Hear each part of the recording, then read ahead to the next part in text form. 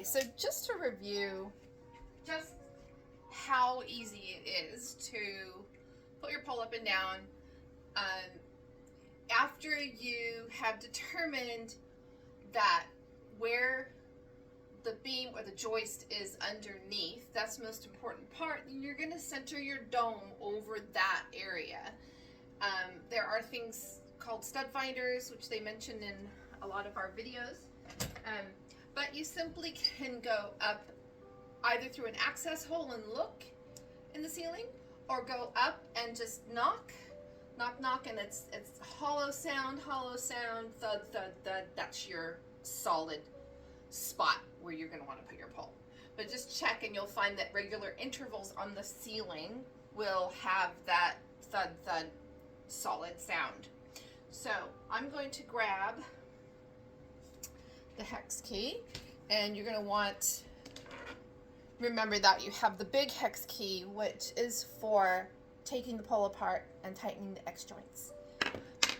The smaller one, the middle-sized one, I'm going to actually take the pole down and show you that way.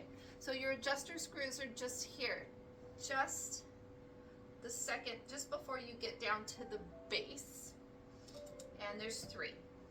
So they loosen. When you take your pole set out of the box brand new, this is Trinity, she's helping me, trying to. You take your pole out of the box, you will have to loosen those. So in reverse, I have loosened the 3 adjuster screws.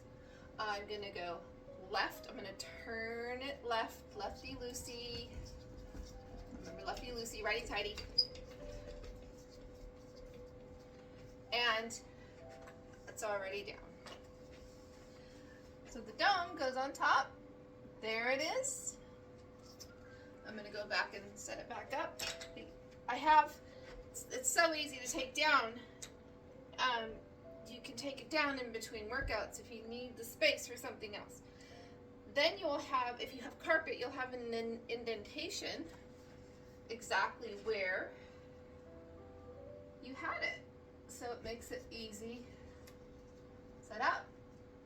You can use a level, but I just like eyeing it first with the side, with door jambs, windows. There you go. Pretty good. So I'm going to tighten it with one hand, as tight as I can go with one hand. That's important, so it's tight enough to be safe. It's also important that you don't over tighten, because it is possible to make dents in your drywall finish of the ceiling. So I've cranked it as hard as I can. If you have carpet, it's good to hang on it. And you could do that for a few days and then tighten it a little bit more. I'm pretty tight there with one hand, so I'm going to give it a crank one more time with 2 hands. That's it. That's enough. Make sure that you have tightened it. Let's come in close for this part.